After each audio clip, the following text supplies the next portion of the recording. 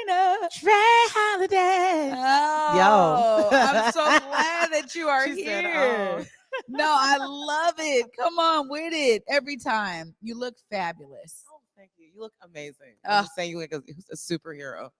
You look amazing. I Thank just want, you. this is like my mind. There we go.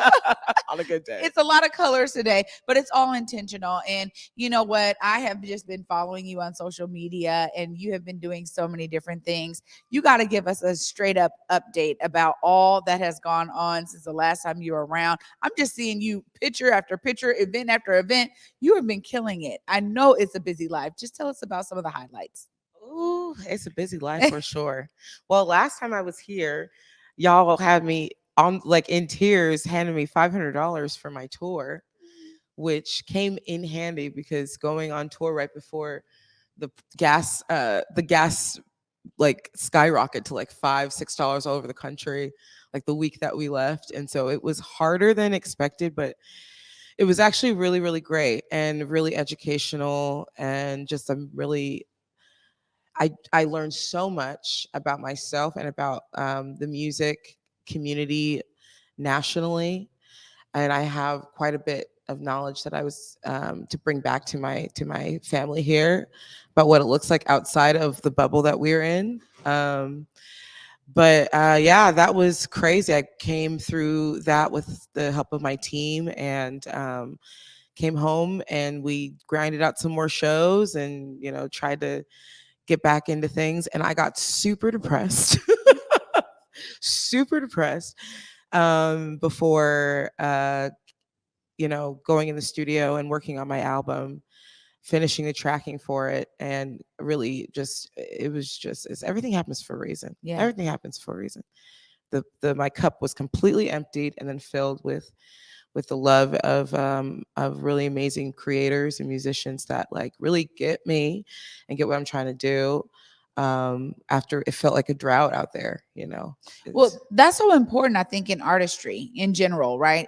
We talk about the importance of this team that surrounds you all the time. And I get it because even for me as a creative, there's just certain things I could not do without a phenomenal team. Shout out to you, Erica, because you always got my back. I appreciate you so much. And I know what that means. I know what that, feels like. And one of the things I think that is so unique about music is it soothes the soul, right? And so when you're able to create the things that really are feeding you, it does it in a multitude of ways, right? right. I mean, I feel like it soothes the soul. It is soul. It's culture. I mean, I'm sitting here listening to you guys' conversation, watching the show.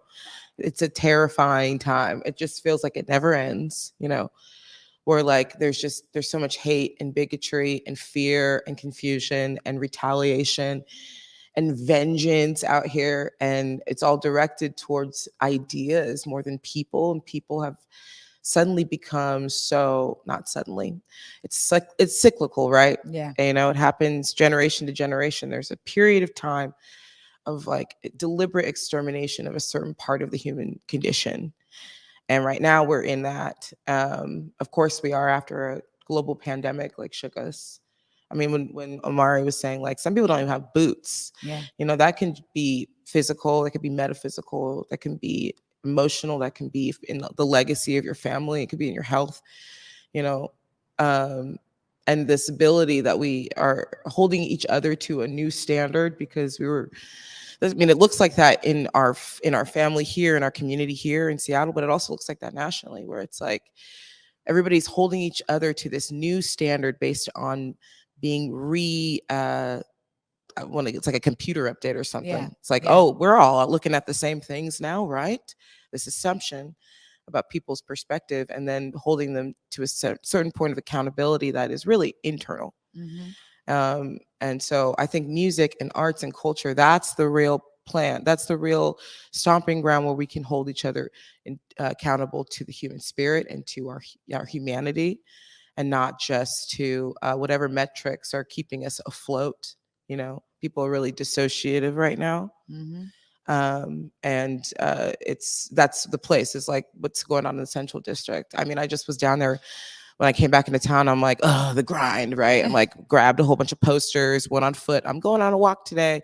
walked from my house down to Central District, saw like what happens in a month out of town. What happens in a month? There's a barbershop across the street from a black owned eatery that's like nationally recognized. And across the street from that, there are like name brands that hit me as a consumer because I've seen Jerk Shack and Trae stuff like on Instagram when we first started, and it's like, what? That's something that we can share, that the more that you're plugged in from the get-go, it's never too late to invest in your community. And I think that's what gets people, because we're all like now reconditioned to be like, we're looking at metrics and algorithms and blah blah blah blah, like, so we're thinking, oh, I forgot to invest in Bitcoin, so now it's not really my thing. Right. Yeah, you kind of pull your head out of your booty on that one, and just like, because it's really beautiful what's happening. And It is. And when you well, when you talk about the beauty, this is exactly what I always bring up. When people make assumptions about what's going on in the Central District and they have such a negative outlook, I'm Right. like, oh my God, no, this is a whole like renaissance Right. happening that I'm so grateful to understand, to not only just understand it, but also to be a part of it, because I'm from it. And it's one of those things where I realize digitization of our lives really will take you away from the beauty of what's going on around you, because you'll be so stuck on, oh man, I need to make sure that that I'm feeding this audience. How is that for you? Because it's a balance, I think, a lot of times for artists in general that are like, you want your stuff out there, you have this kind of fan base, but also there's a need to be really plugged in and connected on the ground with what's going on. And that digitization, I don't know if it's just social media or whatever, but just the digitization of our world kind of brings in a break for many people, where it's like, it's either or. And I don't think it has to be that. It's not. It can't be that. I got great advice on the road. Fans are fickle.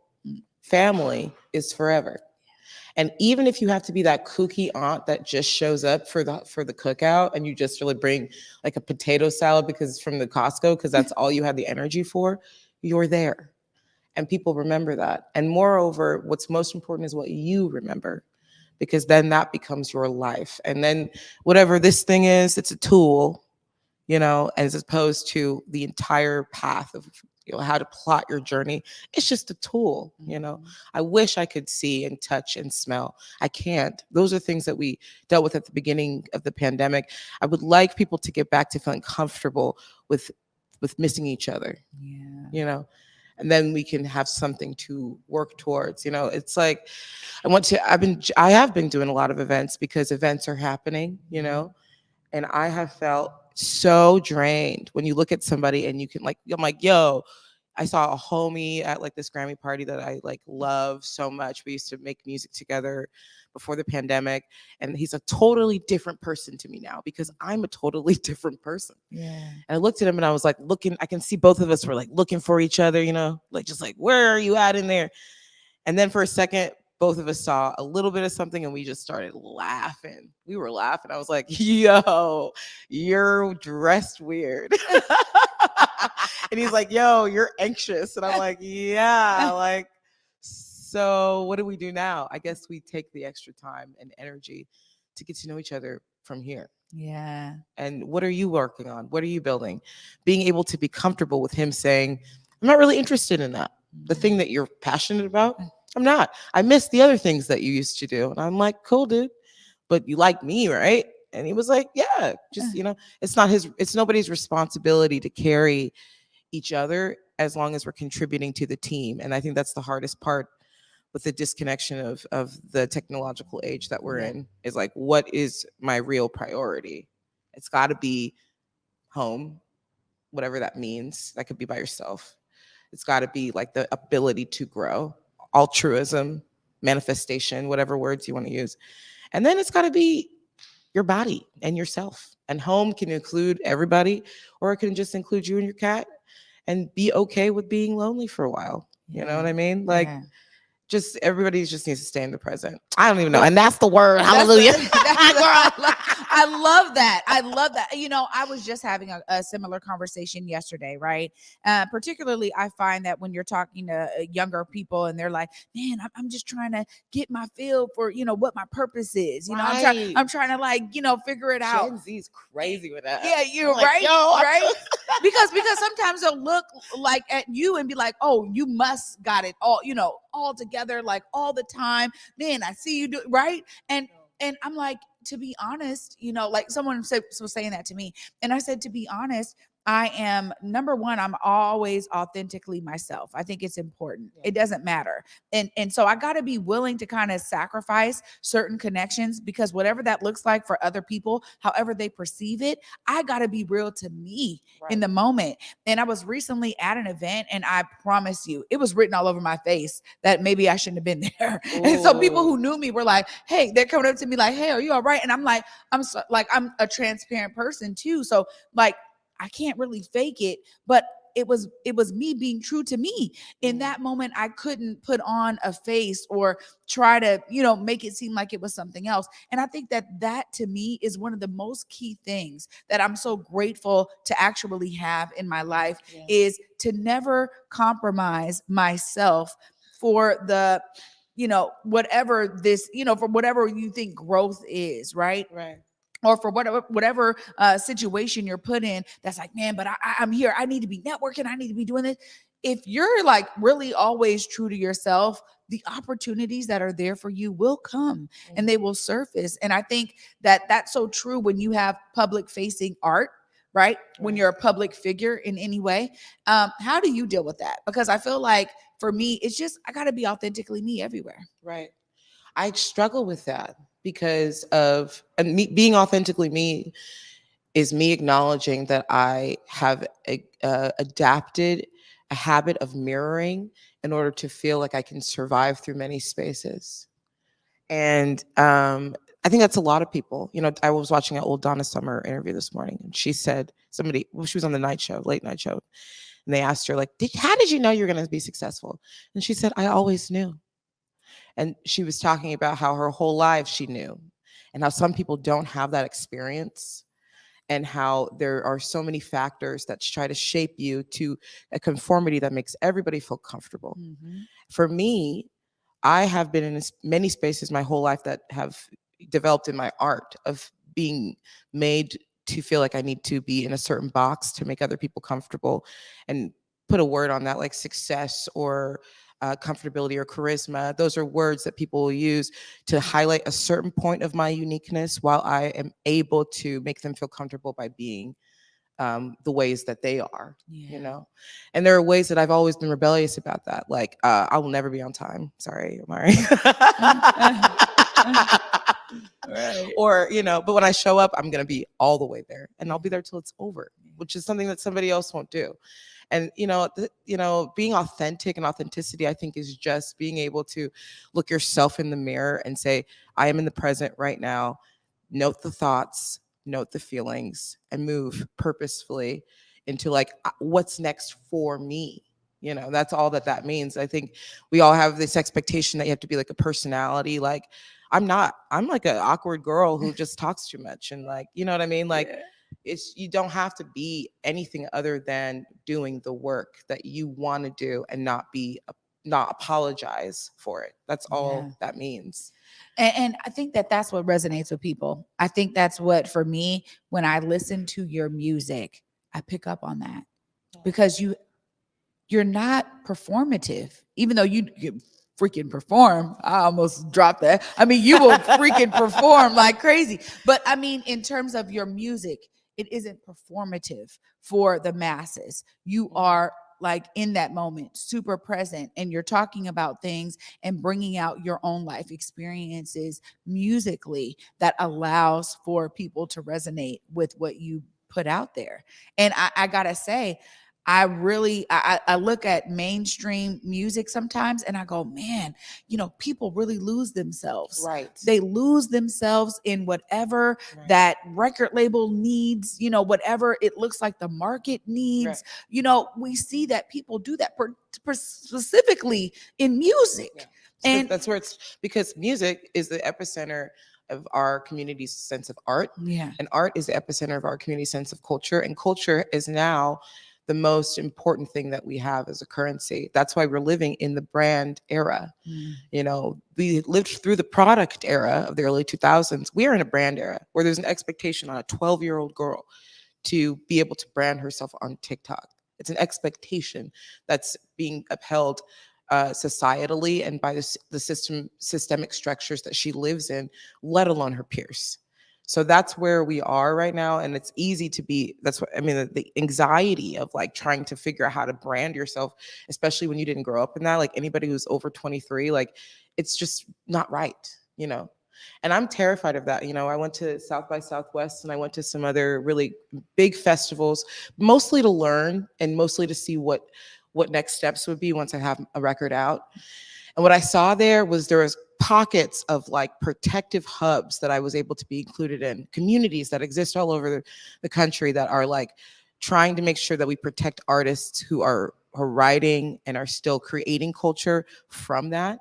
And then I also saw it all get blown out. And it's like there are people who, you know, some of our favorite personalities have sacrificed their sense of self in order to dedicate everything into their brand, because not just because they want money and esteem, but they're getting pressures internally to be something for other people.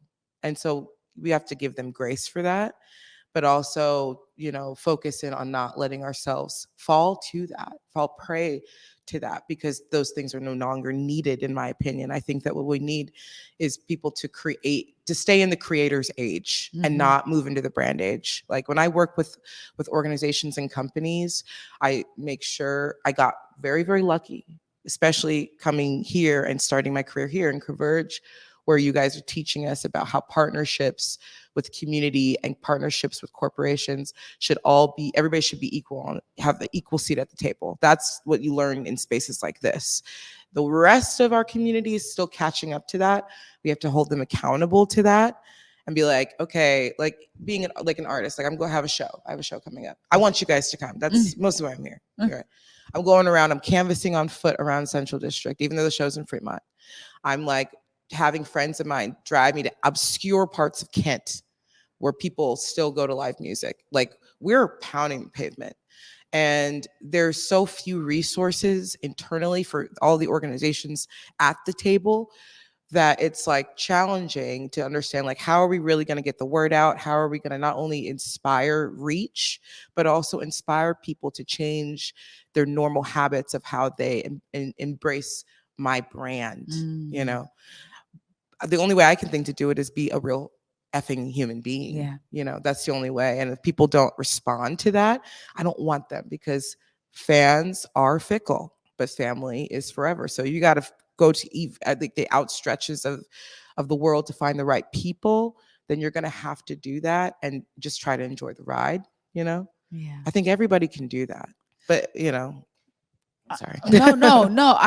Everything you're saying, 100%. And this is why I love that we talked a bit about what it means to really be true to yourself and to, you know, this culture that is there for us to really tap into, to really help to expand. And as Omari said, you know, you're taking, you know, legacies like this and bringing them into the present day and bringing them into now. And so I really appreciate that we've spent time establishing how you do that, right? And Yeah. and that, yeah, it's not just a golden road every time, right? There's things that you have to be intentional about in order to make that happen. But of course, we have to celebrate the fact that you have a show coming up. Yeah. And we have to celebrate the fact that people are going to be able to, you know, ingest more of your brilliance. Please tell us a little bit about what this show means to you in terms of another opportunity for you to be there and connecting with this community here. I'm looking forward to it. Tell us about what it means to you right now. Oh gosh, you know, every time I come here and this wall is here, and I'm so lucky to have a group of people that would associate me with any of these journeys. These journeys are very special because this is the culture that was built from Black and brown people being able to thrive and do what we do. And as you spoke on earlier in the show, we're so separated, and we're spread around thin in order to, a lot of us, a lot of Black and brown people out here, we're all energy sources. We're batteries for so many communities. Like, we're a part of a lot of things, so much so that we don't even necessarily get to just have moments of celebration in the culture. And when KEXP asked me to curate their 50th anniversary show, I was like, "Are you sure?" I was like, how many people do you at? Like, why? You know what I mean? Like, and I think what they're trying to do is make a commitment to the fact that cultural provocateurs are a part of the music culture of the recording industry. And there's a playlist of the streets that we have, of our streets, that like isn't always accessible in the digital age, and isn't accessible a lot because some people don't have the boots, let alone the straps to pull.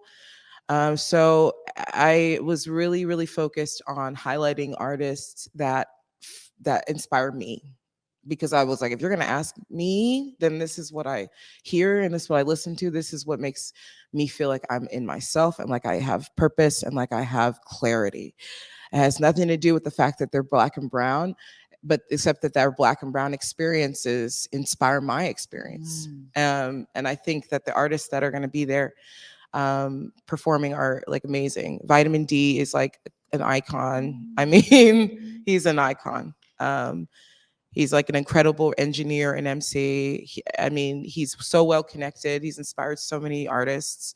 I've never even met this guy, and I've seen him perform so many times on celebrated stages in rooms where people are truly themselves, you know, regardless of the color of their skin. They're just like there. So I was like very honored that he was able to come. He's a KEXP DJ. DeQueen is a new artist, an independent artist.